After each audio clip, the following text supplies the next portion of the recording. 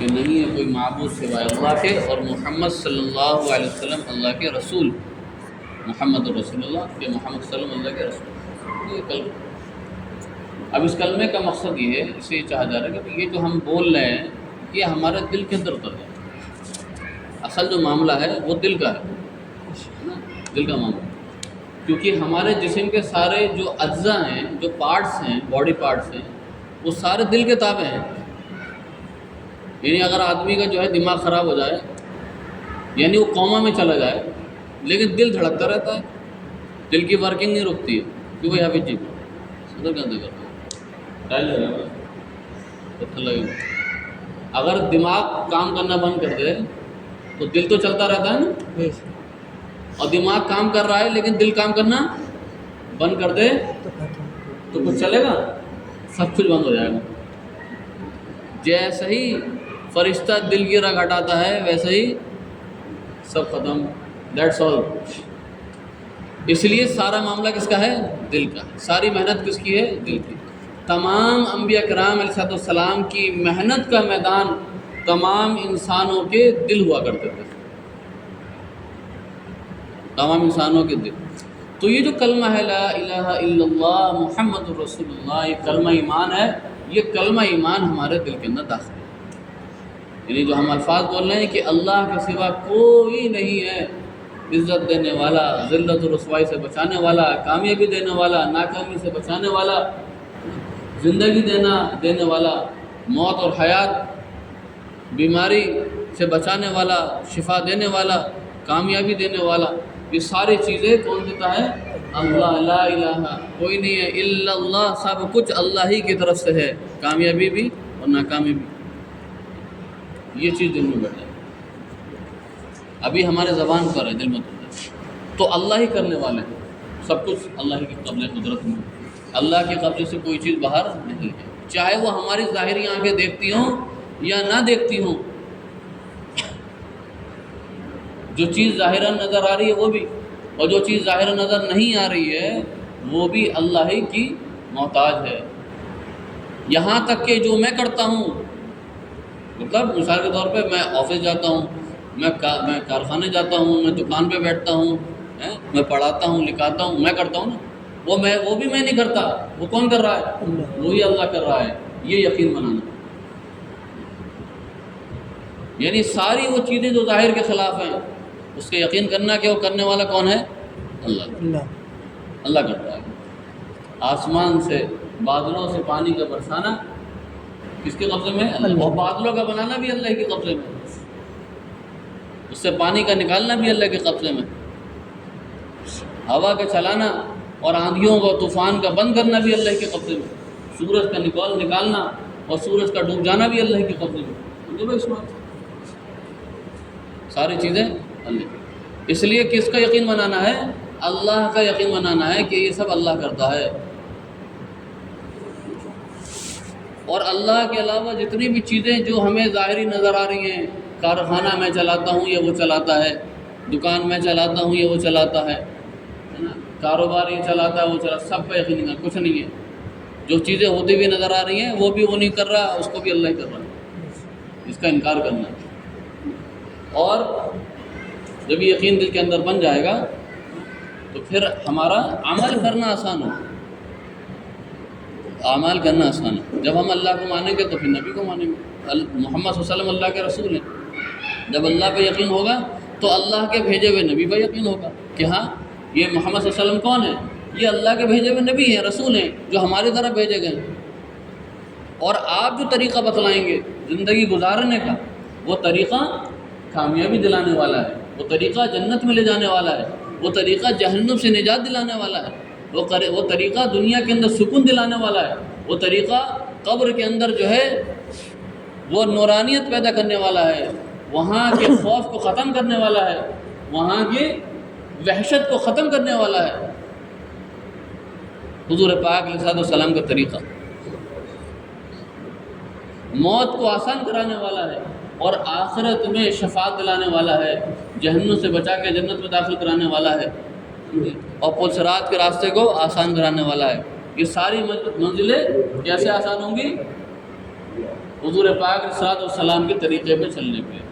جی بھائی، اس کا یقین دل میں پیدا کرنا ہے کہ میں نبی پاک علیہ السلام کے طریقے پہ چلوں گا تو کامیاب ہوں گا، اور اگر میں نے نبی کے طریقے کو چھوڑ دیا تو پھر میں ناکام ہو جاؤں گا. یہ یقین، کامیابی کا یقین اور نہ چلنے پہ ناکامی کا یقین پیدا کرنا دل کے اندر. یہ نہیں ہے آج ہم سوچتے ہیں پڑھ، ٹھیک ہے پڑھ لیا اچھی بات، نہیں پڑھا کوئی بات نہیں. اعمال پر بدلے کا یقین، اعمال پر جزا کا یقین اور بداعمال پر سزا کا یقین ہمارے اندر ہونا چاہیے. یہ نہیں ہے کہ آج کر لیا تو اچھی بات ہے، نہیں کرا کوئی نہیں. اچھے اعمال پر جزا کا، بدلے کا یقین اور بداعمالیوں پر سزا کا یقین ہمارے اندر ہونا چاہیے. اس لیے صحابہ کرام رضی اللہ اجمعین کو مغفرت یعنی استغفار کرنے پر وہ جو ہے تعجب کرنے لگے، اچھا گناہ کر کے استغفار کر کے گناہ معاف ہو جائیں گے. انہیں اتنا یقین تھا، وہ تعجب کرتے تھے کہ اگر ہم گناہ کر رہے ہیں اور استغفار کر لیں تو گناہ معاف ہو گئے. یہ کیسی بات، اتنا یقین تھا. صحابہ کہتے تھے کہ ہم نے جنت اور جہنم ہمارے سامنے ایسی ہے، ایسا لگتا ہے کہ سامنے امیجنیشن. وہ یقین تھا، اتنا یقین تھا، ایک ایک چیز پہ یقین تھا، ایک ایک چیز پہ یقین.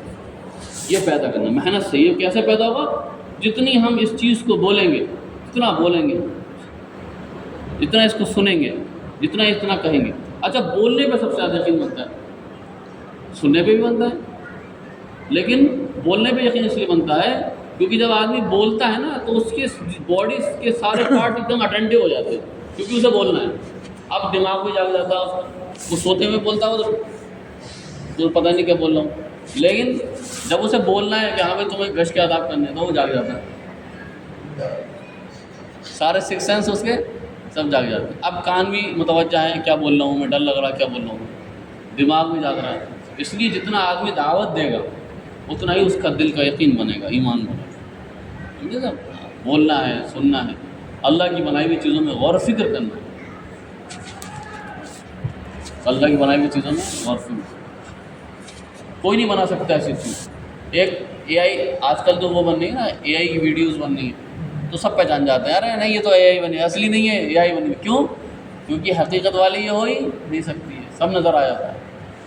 تو جو حقیقت ہے، آسمان کا بنانے والا کوئی اور ہو ہی نہیں سکتا اللہ کے علاوہ. کوئی ہے ہی نہیں ایسا.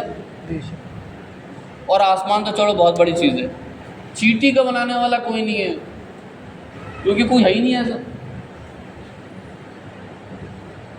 چلو وہ تو جاندار ہے. گیہوں کا بنانے والا کوئی نہیں ہے، چاول کا بنانے والا کوئی نہیں ہے، مٹی کے ذرے کو بنانے والا کوئی نہیں ہے، بوند کے قطرے کو بنانے والا کوئی نہیں ہے. بتاؤ کون ہے؟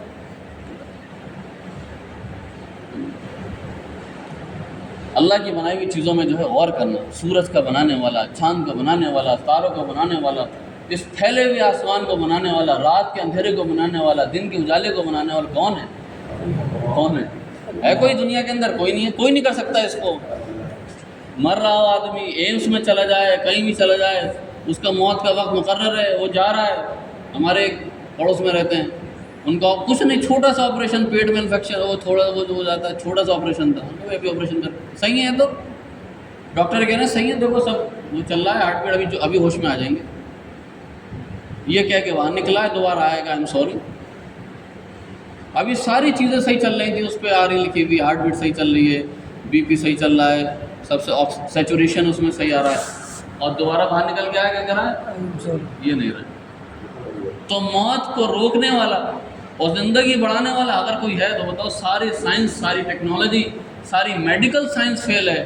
کتنی اچھی دوا بنا لو، کتنی ڈائبٹیز کی دوائیں بنا لو، کچھ بھی کر لو، لیکن جب موت کا وقت مقرر ہے، اگر ہے کوئی روکنے والا تو روک کے دکھا دے. کوئی نہیں.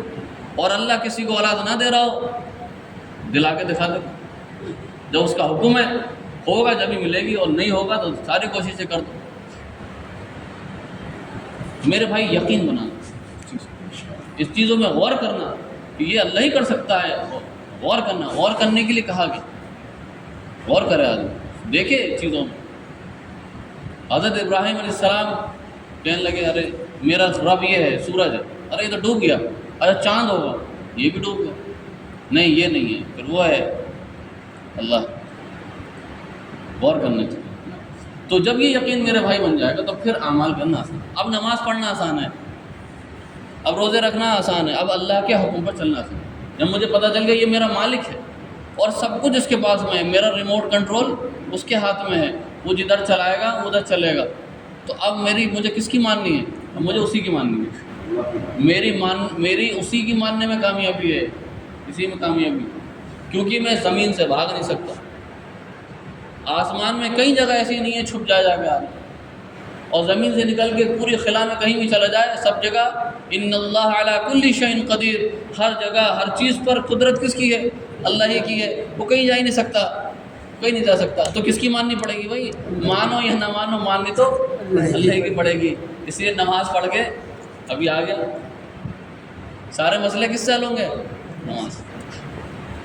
ایمان کے بعد اللہ تعالیٰ نے جو سب سے بڑا عمل فرض کیا ہمارے اوپر، سب سے بڑا عمل نماز، ایمان کے بعد وہ کیا ہے؟ نماز۔ اگر ایمان کے بعد نماز کے علاوہ کوئی بڑا ایسا عمل ہوتا تو اللہ فرشتوں کو حکم کرتے ان کو۔ روزہ بھی نہیں ہے، وہ تو فرشتے کھاتے پیتے تو ایسے نہیں ہے، لیکن عبادت میں اللہ تعالیٰ نے ان کو کون سی عبادت دی؟ نماز کی عبادت۔ بار بار کال آ رہی ہے، ہلو، میں یہاں جماعت کے پاس آیا ہوں۔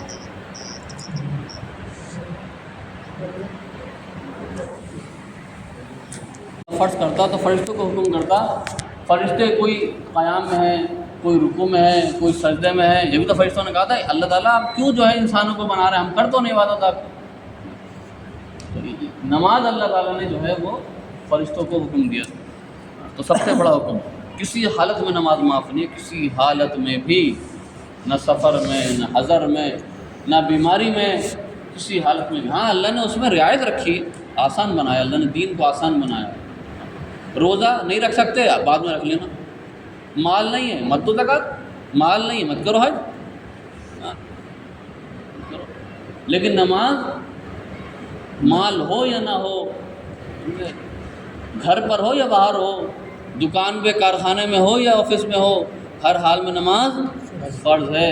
کھڑے ہو کے نہیں پڑھ سکتے تو بیٹھ کے پڑھ لو، بیٹھ کے نہیں پڑھ سکتے لیٹ کے پڑھ لو، جھک نہیں سکتے اشارے سے پڑھ لو، جیسے چاہے پڑھ لو، لیکن نماز پڑھنی ہے، نماز پڑھنی ہے۔ ہاں، اور نہا نہیں سکتے، غسل نہیں کر سکتے، وضو نہیں کر سکتے تو تیمم کر لو، پاک ہو جاؤ گے۔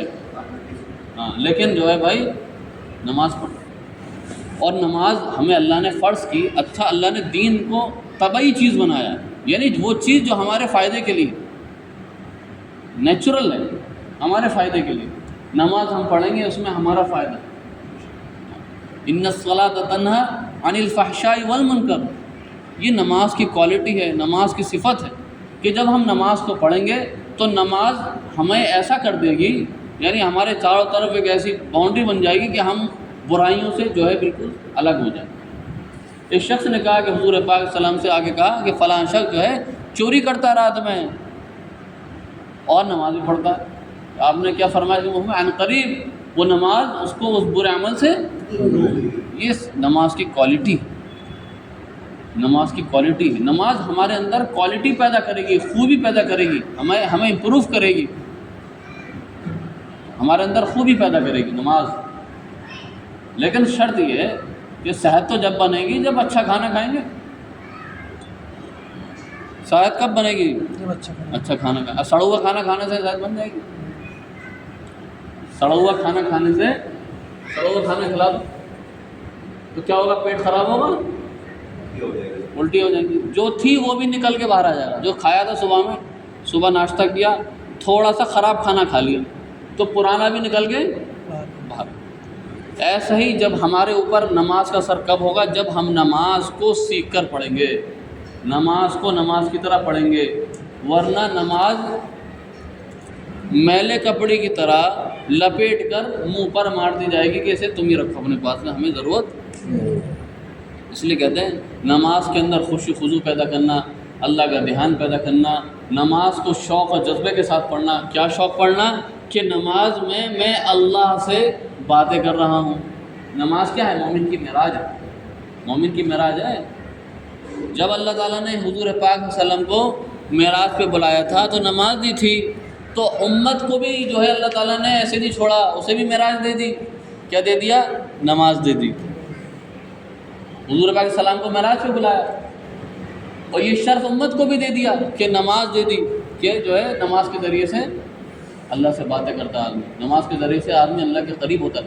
سب سے زیادہ قریب بندہ کب ہوتا ہے؟ جب سجدے میں ہوتا ہے، اللہ تعالیٰ کے بالکل قریب ہوتا ہے۔ جب آدمی بندہ نیت باندھتا ہے تو اس کے اور اللہ کے درمیان کے سارے پردے ہٹ جاتے ہیں، سارے پردے ہٹ جاتے ہیں۔ اور جب بندہ پڑھتا ہے، نماز پڑھتا ہے، نماز میں جو بھی پڑھتا ہے تو اس کو جواب ملتا ہے اس کا۔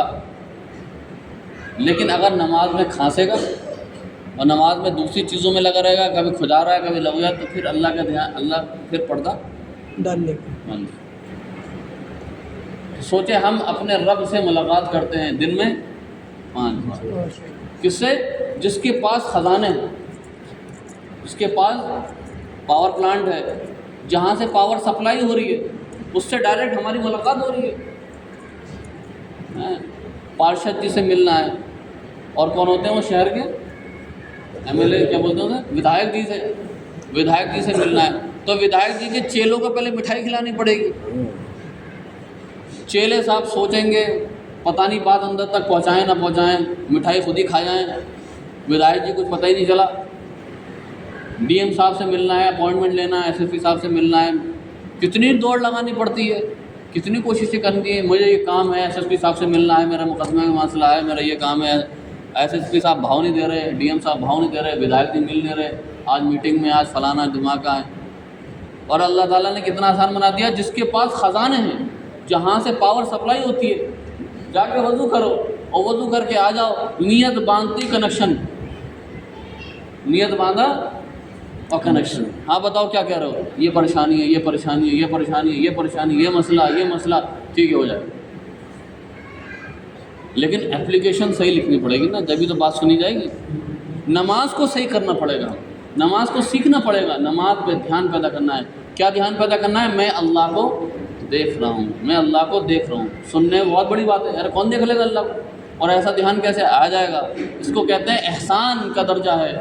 احسان کا درجہ ہوتا ہے کہ جسم میں روح ہی نہیں رہتی ہے، اتنا قریب پہنچ جاتا ہے اللہ کے۔ تیر مار دو تو تیر کا اثر نہیں ہے۔ واقعہ ہے نا کہ آپ علیہ السلام نے ایک وادی میں 2 صحابیوں کو جو ہے اس پہ لگایا، ڈیوٹی پہ لگایا رات میں، اور دونوں نے وہ کر لیا بھائی آدھی رات میں جاگوں گا، تم سو جاؤ، آدھی میں سو جاؤں گا، تم جاگو۔ اور ایک تو سو گئے، دوسرے نے کہا میں خالی وقت کیا کروں، میں ہماری طرح اللہ اور ریل دیکھ لوں، کیا دیکھ لوں یا ویڈیو بنا لوں۔ تو انہوں نے کہا اللہ جی نماز کی نیت مان لو، سورہ کہف اسٹارٹ کر دو۔ اب تیر پڑ رہا دوسرے، تیر یا مچھر کاٹ جائے تو پوری 1 کنٹل کا وزن ہل جاتا پورا ایک دم سے اوپر سے نیچے تک، وہاں کیا پڑ رہا ہے؟ پیٹ میں آ کے تیر پھینک دیا آگے چلا۔ دوسرا لگا، ادھر بھی کھینچا، پھینک دیا۔ دور سے مار رہے ہوں گے تو زیادہ اندر نہیں جا رہا ہوگا، لیکن گھسا تو تیر اندر جا کے، تیر پھینکنا تیر، پھر مارا۔ اب انہیں ڈر ہوا ایسا نہ ہو کہ میں ڈیوٹی پر ہوں، یہ سو رہے ہیں، تو وہ آ کے حملہ کر دیں، تو فوراً انہوں نے نماز کو شارٹ کیا۔ لیکن آپ یہ دیکھو نماز کو پورا مکمل کر کے سلام پھیرا انہوں نے۔ یہ احسان کا درجہ ہے کہ مان لو کہ جسم میں روح نہیں ہے، کہاں پہنچ گئی؟ عرش پہ پہنچ گئی روح، اب یہ اللہ کو دیکھ رہا ہوں۔ نماز بہت گہرائی والی چیز ہے، اس کے بارے میں بیان کیا جائے بہت لمبا ہو جائے، اس لیے نماز کو سیکھا، لیکن ہم سیکھتے رہیں گے انشاءاللہ تو اس درجے تک بھی انشاءاللہ پہنچ جائیں گے، کوئی مشکل نہیں۔ سمجھے صاحب؟ تیسری چیز کیا ہے؟ علم اور ذکر۔ یہ ساری چیزیں جو ہے وہ سیکھ کر کرنا، جو بھی عمل ہمیں کرنا ہے وہ سیکھ کے کرنا، تاکہ ہم یہ جان سکیں کہ اللہ تعالیٰ ہمارا کس حال میں، حال کے امر کو جاننا ہے کہ کس وقت میں اللہ مجھ سے کیا چاہتا ہے۔ ہمیں یہ معلوم ہونا چاہیے کہ میں اس وقت ڈیوٹی پر ہوں، اللہ کا کیا حکم ہے، میں سو رہا ہوں اس وقت اللہ کا کیا حکم ہے، میں جاگ رہا ہوں، میں جہاں بھی ہوں، یعنی جو بھی آدمی جس حال میں ہے اس وقت میں اللہ کا اس پر کیا حکم ہے، اس چیز کو جاننا۔ جب تک آدمی جانے گا نہیں تو اس سے وہ عمل کیسے کرے گا؟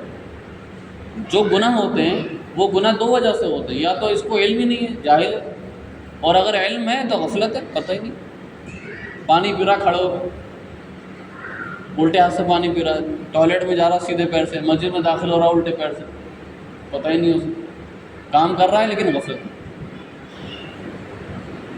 ہے اسے۔ تو علم جو ہے وہ جہالت کو دور کرے گا، اور ذکر غفلت کو دور کرے گا۔ جب ذکر سے جو آدمی اللہ کا ذکر نہیں کرتا وہ کیسا ہے؟ مردہ ہے، مردہ ہے۔ 60,000 کا لشکر ہے، اور حضرت خالد بن ولید رضی اللہ عنہ کہہ رہے ہیں کہ بھائی میں تو اکیلے جا رہا ہوں۔ ارے کہاں جا رہا ہوں؟ اکیلے لڑنے جا رہا ہوں؟ وہ 60,000 ہیں، 60,000 ہیں تو کیا ہوا؟ میں ذکر کرنے والا ہوں، ذکر کرنے والا زندہ ہے، اور یہ ذکر کرنے والے تھوڑی ہیں، یہ تو مردہ ہیں۔ اب مردہ ایک ہو 60,000 ہو، انہوں نے کہا بھائی 6 تو لے جاؤ ساتھ میں کم سے کم اپنے، کتنے لے جاؤ 60,000 کے مقابلے میں؟ ارے کم سے کم 6 تو لے جاؤ، چلو دے دو، لاؤ 6 دے دو۔ تو ان کا ایمان تو وہ کوانٹٹی پہ نہیں تھا، تو اللہ کے حکم پہ تھا، بھائی ذکر کرنے والا زندہ ہے، کتنا ہی ہو۔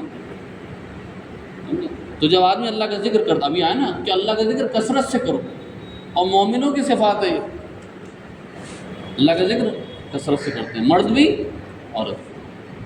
اس لیے تسبیحات بتلائی جاتی ہیں، صبح شام کی تسبیح عادت ڈالنے کے لیے۔ یہ مقصد نہیں ہے کہ 3 تسبیح پوری کری جیب میں ڈالنے تسبیح، یہ مقصد نہیں ہے بھائی۔ مقصد کیا ہے؟ کثرت سے ذکر کرنے والا، کثرت سے بھائی، 3 تسبیح پوری کری جیب میں نہیں، یہ تو عادت ہے، یہ تو ترتیب پہ لانے کے لیے ہے، یہ تو ٹریک پہ لانے کے لیے، عادت ڈالنے کے لیے ذکر کی عادت پڑے۔ کیا عادت پڑے؟ تیسرے کلمے کی، استغفار کی، درود شریف کی 100 مرتبہ کی، ایک تسبیح 100 دانے ہوتے ہیں، صبح پڑھے 100، یہ 3 تسبیح اثر کے بعد پڑھے، کم سے کم 1 صفحہ آدھا صفحہ قرآن کی تلاوت کرے، اور مسنون دعاؤں کا اہتمام کرے۔ ہر عمل کا وقت، یعنی عمل کا جو بہترین ذکر ہے وہ کیا ہے؟ اس وقت کی مسنون دعا ہے۔ ہم کسی نہ کسی وقت میں کوئی نہ کوئی عمل کر رہے ہوتے ہیں، کچھ نہ کچھ کسی کام میں آدمی مجبور ہوتا ہے، اس وقت کی دعا پڑھ لے، وہ اس وقت کا بہترین ذکر۔ مثال کے طور پہ گھر سے نکلا کسی کام کے لیے تو گھر سے نکلنے کی دعا پڑھ لے، گھر سے نکل کے سواری پہ بیٹھے گا تو سواری کی دعا پڑھ لے، اور سواری سے بازار میں جائے گا تو بازار کے لیے دعا پڑھ لے، سمجھے؟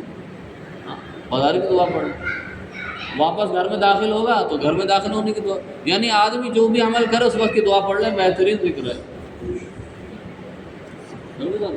تو یہ ذکر کی عادت ڈالنی ہے انشاءاللہ، اس کو سیکھنا ہے۔ دعائیں یاد ہو ہمیں، مصنون دعائیں جو موٹے یہاں پہ کوشش کریں ہم جماعت میں رہ کر اپنے جو بھی ہمارے فارغ ٹائم، موبائل کو طلاق دے دیں بالکل ایک دم سے، 3 دیں 6 دے دو، اور کیا کریں؟ دعائیں یاد کریں، سونے سے پہلے کی، سو کے اٹھنے کی، کھانے سے پہلے کی، کھانے کے درمیان کی، کھانے کے بعد کی، کپڑا پہننے کی، گھر میں داخل ہونے کی، مسجد میں داخل ہونے کی، مسجد سے باہر نکلنے کی، اعتکاف کی، یہ موٹی وضو کرنے کی، وضو کرنے کے بعد کی، درمیان کی، یہ ساری دعائیں ہم یاد کریں۔ آپ اپنے فارغ وقت کو اس میں استعمال کرنا، جتنا اچھا ہم یاد کچھ کر کے جائیں گے نا تو ہمیں بھی فیل ہوگا ہاں کچھ فائدہ ہوا، اور ایسے ہی آئے یہاں پہ ریل کھینچی، سمجھے، تو جو ہے نیگیٹو ملے گا وہاں جا کے۔ بھائی فوٹو کھینچنے کے بعد نیگیٹو ملتا ہے، اندھیرا یاد کریں ہے نا۔ اور یہ کہتے ہیں کہ اتنا علم ہمیں حاصل کرنا ہے کم سے کم۔ اب بھائی عالم تو نہیں بن سکتا ہر آدمی، عالم بننے کے لیے 10-12 سال مدرسے میں لگانے پڑیں گے، لیکن یہ کہتے ہیں کہ کم سے کم بھائی ہمیں اتنا علم تو حاصل کرنا ہے کہ ہم حرام حلال کے اندر ڈفرینس کر سکیں، فرق کر سکیں، تفریق کر سکیں اس میں، یہ تو چیز حرام ہے اور یہ چیز حلال ہے، اس سے بچنا ہے اور اس کو استعمال کرنا ہے۔ حلال کو چھوڑنا نہیں ہے اور حرام کو چھونا نہیں ہے، اس کے پاس بھی نہیں جانا ہے۔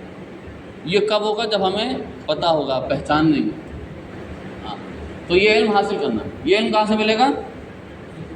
کس سے ملے گا بھائی؟ یہ علماء کرام سے جڑنا پڑے گا، ہمیں علماء کرام سے جڑنا پڑے گا، وہاں سے ملے گا۔ اور ایک علم ہوتا ہے فضائل کا، فضائل کا علم ہوتا ہے جس سے فضیلت ہمیں معلوم ہو، یعنی کس عمل پہ کیا ملے گا، روزہ رکھنے پہ کیا ملے گا، نماز پڑھنے پہ کیا ملے گا، صدقہ خیرات دینے پہ کیا ملے گا، یہ اس کو بولتے ہیں فضائل کا علم۔ یہ فضائل کا علم اس فضائل کے حلقوں میں ملے گا۔ اس فضائل کی، اس تعلیم کے ذریعے سے جو ہم فضائل کے حلقے لگاتے ہیں، اس کے ذریعے سے ہمیں یہ علم حاصل ہوگا، اس لیے وہ کہتے ہیں تو اس تعلیم کو مردوں کے لیے تو مسجد میں ہوتی ہے، ٹھیک ہے، اور یہ تعلیم گھر پر عورتوں کے بیچ میں کرنی ہے۔ فضائل کا علم کہاں سے ملے گا؟ اس سے ملے گا بھائی، ہاں اس سے ملے گا۔ تو مسجد میں ہمیں بیٹھنا ہے اور گھر میں یہ حلقے لگانے ہیں تاکہ گھر کی عورتوں کے کو بھی یہ علم، جب تو عمل کریں گے، ٹھیک ہے بھائی، کریں گے انشاءاللہ۔ اب جو ہے چوتھا نمبر کیا ہے؟ اکرام مسلم۔ ہاں، اکرام مسلم سے چاہا جا رہا ہے بھائی ہم جو ہے ایمان کی نسبت پہ اپنے بھائی کا اکرام کرنے والے ہوتے ہیں، ایمان کی نسبت کہ بھائی کسی کو جو ہے ابھی آیا نا کہ بھائی مسلمان کو تب اپنے مسلمان ہونے پہ فخر کرنا، تو ظاہر ہے کوئی فضیلت والی چیز ہے، کوئی چیز امتیازی چیز ہے، جبھی تو ہم اس پہ فخر کریں گے، اور وہی چیز دوسرے والے کے پاس میں، ہمارے بھائی کے پاس میں ایمان ہے تو اس کا اکرام کرنا، اپنے سے اس کو افضل سمجھنا، اپنے سے بہتر سمجھنا، اپنے سے بڑا سمجھنا اس کو، یہ ہمارے اندر۔ یہ کہتے ہیں کہ جو آدمی جو اپنے بڑوں کی عزت نہ کرے، اپنے چھوٹوں پہ شفقت نہ کرے، علماء دین کی قدر نہ کرے، وہ ہم میں سے نہیں ہے، ہم میں سے سارے عمل کر لے وہ یہ نہ کرے۔ اس لیے ہمیں جو ہے اس چیز کو سمجھنا ہے، بڑوں کی عزت کرنی، چھوٹوں سے محبت سے بات کرنی، شفقت کرنی، اور علماء دین کی قدر کرنی۔ اپنے حق کو معاف کر دے، چلو کوئی بات نہیں، کوئی بات نہیں بھائی، کوئی بات نہیں، اور دوسرے کا حق جو ہمارے اوپر ہے اس کو ادا کرنا، بہن کا حق، ماں باپ کا حق، اولاد کا حق، بیوی بچوں کا حق، پڑوسی کا حق، رشتہ داروں کا حق، اس کو ادا کرنا۔ ایک تو حقوق اللہ ہے اور ایک حقوق العباد ہے، ایک اللہ کا حق ہے، ایک اللہ کے بندوں کا حق، اور اللہ ارحم الراحمین ہے، اپنے حق کو معاف بھی کر سکتا ہے، لیکن بندوں کا معاملہ بڑا سخت ہے، بڑا سخت معاملہ۔ اس لیے بھائی بندوں کے حق کو جان معلوم کر کے پوچھ اس کو ادا کرنا۔ صحابہ کی عادت تو یہ تھی کہ خود بھوکے رہتے تھے، خود پیاسے رہتے تھے، اور اپنے بھائی کا پیٹ بھر رہے ہیں۔ ایک مہمان حضور پاک السلام کے پاس آئے، بھائی آج ان کی مہمانی کون کرے گا؟ میں کروں گا۔ گھر لے گئے، بیوی سے پوچھا کیا ہے؟ بیوی نے کہا تھوڑا سا ہے بس بچوں کی خاطر، بس بچوں کا بھی پیٹ نہیں بھرے گا، ایک کام کرو بچوں کو سلا دو۔ اگر بچہ رات میں جو ہے بھوکا ہے اور دودھ پھٹ گیا اور دودھ کا انتظام نہیں ہے، ماں باپ بھی نہیں سوئیں گے، نیند نہیں آئے گی باپ کو اور ماں کو نیند نہیں آئے گی، اس کا پیٹ کیسے بھر جائے؟ اس کا پیٹ کیسے بھر جائے؟ اور کیا کہہ رہے ہیں؟ بچوں کو بہلا کے سلا دو ذرا، اور چراغ کھانا لگا دو، اور چراغ کو صحیح کرنے کے بہانے سے بجھا دینا، تاکہ انہیں یہ نہ لگے کہ ہم بھوکے ہیں۔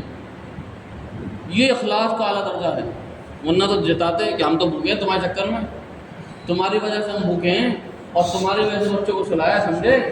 ہاں زیادہ باتیں کر رہے ہو۔ وہاں کیا کہہ رہے ہیں؟ چراغ بجھا دو تاکہ انہیں بھی نہ پتہ چلے کہ ہم یہ ہے اخلاص کا اعلیٰ درجہ۔ وہ اندھیرے میں عمل کر رہے ہیں۔ وہاں اسٹریٹ لائٹ نہیں ہوا کرتی تھی کہ باہر اسٹریٹ لائٹ جلی گھر میں آ رہا اندھیرا، اور قرآن میں ان کی شان میں آیت نازل ہو رہی ہے، اور حضور پاک السلام صبح میں کہہ رہے ہیں او ہو رات میں کیا ہوا عمل پہنچ گیا اوپر اور مہر لگ گئی، سرٹیفائڈ ہو کے ٹیسٹڈ۔ تو صحابہ کے اعمال ہمارے لیے کیا بنے ہوئے ہیں؟ علوم بنے ہوئے ہیں۔ ان کے اعمال ہمارے لیے ہدایت ہے، ان کے قدم ہمارے لیے کیا ہے؟ ہدایت۔ وہ اندھیروں میں یہ حالت، ایک بکرے کی سری 7 گھر میں لوٹ کے پہلے گھر میں آ گئی، پہلے والے نے دوسرے گھر بھیجا، یہ ضرورت مند ہے، دوسرے نے تیسرے بھیج دیا، تیسرے چوتھے پانچویں چھٹے ساتویں پہلے والے میں آ گئے۔ اکرام کو یہ اکرام نہیں ہے، یہ ایثار ہے۔ اکرام تو یہ ہوتا ہے کہ ہاں میرا بھی بھر جائے، اس کا بھی ہو جائے، اور ایثار کیا ہے؟ میرا رہ جائے اس کا ہو۔ میدان جنگ میں شہید بالکل آخری وقت ہے، آخری وقت ہے، جان کنی ہو رہی ہے اور برابر میں آہ کی آواز آ گئی، اس حالت میں بھی کریں انہیں پلاؤ، پانی پہ انہیں پلاؤ۔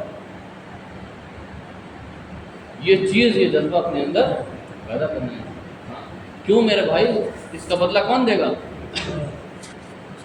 بتا میرے عمل کی وجہ سے اگر تمہاری عزت کم ہو جائے نا تو قیامت میں مجھ سے لے لینا آ کے، مجھ سے لے لینا آ کے اگر تمہاری عزت کم ہو جائے. اللہ تعالیٰ اس ہمدردی، ایثار، ہمدردی، قربانی، اکرام، انصاف، اس کا جذبہ پیدا کریں گے. اس سے پہلے کا دین یہ ہے تلوار اصل تو دین پھیلانے کی. ٹھیک ہے انشاءاللہ یہ چیز پیدا کرنی ہے اپنے. اور یہ سارے اعمال، جتنے بھی اعمال ہمیں کرنے ہیں وہ سب اللہ کی رضا کے لیے کرنے ہیں. اس سے کون راضی ہو جائے؟ اللہ راضی. ہاں اللہ راضی. اگر آدمی ذرہ برابر بھی عمل کر رہا ہے نا اور اس کے اندر دکھلاوا نہیں ہے، اخلاص ہے، اللہ کی رضا ہے، تو وہ عمل پہاڑ کے برابر ہو جائے گا. اس کا وزن پہاڑ کے برابر ہو جائے گا. اور پہاڑ کے برابر عمل کے اندر ریاکاری ہے، دکھلاوا ہے، شہرت کی نیت ہے. لوگ مجھے حاجی کہیں، لوگ مجھے نمازی کہیں، لوگ مجھے جو ہے فلانا کہیں، فلانا کہیں. ایک صاحب نے کارڈ چھپایا، حاجی فلانا، حاجی دھماکہ، حاجی فو، حاجی حاجی حاجی. ارے اس کی کیا ضرورت ہے؟ اتنا لمبا نام ہو گیا اس میں، کارڈ میں پورا نام نہ. لیکن اور کیا ایک صاحب نے کہا تم نے کارڈ میں بڑی غلطی کر دی. کیا؟ حاجی نے لکھا ہے. حاجی لکھا ہے. ارے میں حج کیا، نمازی بھی لکھوا دو، وہ بھی تو پڑھتے ہیں. اور جمعہ وہ بھی تو پڑھتے ہیں. اور عید وہ بھی تو پڑھی جاتی ہے، اور بقرعید بھی تو پڑھی جاتی ہے، تراویح پڑھی جا رہی ہے. اور اشراق چاشت اور اشراق سب لکھوانا، سب پڑھ رہے ہیں. ایک صاحب جو ہے حج کر کے آئے، ان کے آپس میں ملاقات ہوئی، تعارف ہوا تو انہوں نے کہا آپ کا نام؟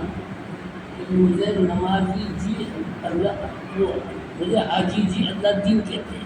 حاجی جی اللہ دین. حاجی جی اللہ دین کہتے ہیں. ماشاء اللہ. بدلے میں نے کہا کہ مجھے نمازی جی مولا دین کہتے ہیں. یہ تو ہم نے پہلی بار سنا. نمازی جی یہ پہلی بار سنا. اچھا تو ایک دفعہ حاجی جی اور دن 5 دفعہ پڑھ رہا ہوں. میری زندگی 50 سال ہو گئے پڑھتے میں میرا لکھا جا رہا حاجی جی لکھا جا رہا. زندگی میں ایک حج کر لی تو حاجی جی ہو گئے. یہاں روزانہ 5 نمازیں اور 4 نفل، 5 فرائض نماز اور 4 نوافل نماز. ٹریننگ کے دوران ڈاکٹر میرا صاحب مرحوم پہلے میں اپنے گاؤں گیا. میرے چچا کے وہ حج کر کے آئے تھے، تو میں نے ان سے جو مخاطب ہوا تو میں نے چچا کہا. کہنے توبہ نتیجے ابھی چچا کہے گا ابھی میں حج کر آؤ، اب کا حاجی کہہ دے. تو میں نے کہا اللہ کے لیے جو بھی عمل ہے، جو عمل ہے بھائی وہ کس کے لیے ہے؟ اللہ کی رضا کے لیے کرنا ہے. چاہے تھوڑا کریں عمل آدمی، لیکن اخلاص سے بھرا ہوا عمل ہونا چاہیے. ریاکاری والا عمل اللہ کے قبول نہیں ہوگا، بلکہ مار پڑے گی اس پہ، مار پڑے گی بھائی. ہاں منہ کے بل گھسیٹ کے جہنم میں ڈال دیا جائے گا. چاہے وہ شہید ہو، چاہے وہ جو ہے سخی ہو، خرچ کرنے والا ہو، چاہے وہ عالم ہو، مجاہد ہو. شہید ہوا دکھلاوا کرنے کے لیے تو جہنم میں جائے گا، ہے نا. سخی تھا تو وہ بھی جہنم میں جائے گا. سب اس لیے عمل تھوڑا کرے لیکن آدمی اخلاص سے. اب اس کا مطلب یہ نا تھوڑا ہی کرنا، ہاں یہ بھی نہیں ہے کہ اب تو کیوں کہا تھا تھوڑا کرو. عمل کرنا ہے، سارے اخلاص پیدا کرنا. یہ ساری چیزیں جو ہمارے اندر آئیں گی یہ جبھی آئیں گی جب ہمیں 2 دھوکے کھل جائیں. 2 دھوکے کھل جائیں، ایک دھوکا مال کا اور ایک دھوکا جان کا. یہ 2 دھوکے کھل جائیں. یہ جان میری نہیں ہے، یہ مال میرا نہیں. ان اللہ اشتری من المؤمنین انفسهم واموالهم. اللہ تعالیٰ نے جو ہے اس کی تفسیر تو علماء کرام بتائیں گے. تو ہم نے سنا ہے کیا ہے کہ اس کے جو ہے جو جان اور مال اللہ تعالیٰ نے مومن کے جنت کے بدلے میں خرید لیا. تو اللہ نے تو خرید لی. My life my rule. لوگ گاڑی پہ لکھواتے ہیں my life my rule, shirt پہ لکھوا رہا ہے کوئی آدمی. اللہ کیا کہہ رہا ہے؟ ان اللہ اشتری من المؤمنین. کہاں دھوکے میں پڑا ہوا ہے بھائی؟ یہ تو میں نے خرید لیا. اور تمہاری کیا ہے؟ جنت. ہماری جنت ہے، جان مال اللہ کا ہے. اللہ نے ہمیں امانت کے طور پہ دیا ہے. اگر ہمیں جان مال کو اللہ کے حکم کے مطابق لگانے والے بن جائیں گے تو جو ہمارا ہے وہ ہمیں مل جائے گا. اس کی ترتیب یہ ہے کہ ہم ان سب چیزوں کو سیکھنے کے لیے اللہ کے راستے میں نکلیں. یہ دھوکہ ہمارا جان اور مال کا سب سے بڑا دھوکہ ہے. سب سے بڑا میں تو نہیں دے رہا, میں کیوں دوں, میری مرضی, یہ کہتا نا آدمی, میں تو نہیں کر رہا, میں کیوں بات مانوں تمہاری, کیوں میری زندگی. نہیں بھائی, ایسا نہیں ہے, ایسا نہیں ہے. جان کا تصرف ہو یا مال کا تصرف ہو, اس کو اللہ کے اور نبی پاک صلی اللہ علیہ وسلم کے دائرے میں رہ کے اس کو لگانا ہے. اس سے باہر نہیں نکل سکتا آدمی.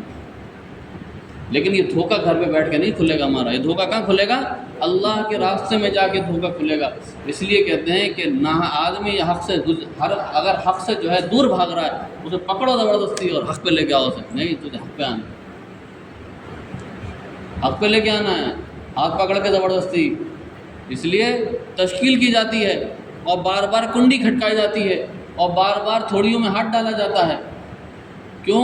ہماری ذمہ داری ہے کہ اگر ہماری آنکھوں کے سامنے کوئی آدمی ناحق پہ جا رہا ہے تو اس کے ہاتھ پکڑ کے, تاکہ یہ موت کا جو موت سے پہلے آنے والا دھوکہ, وہ موت پہ آنے والا دھوکہ موت سے پہلے.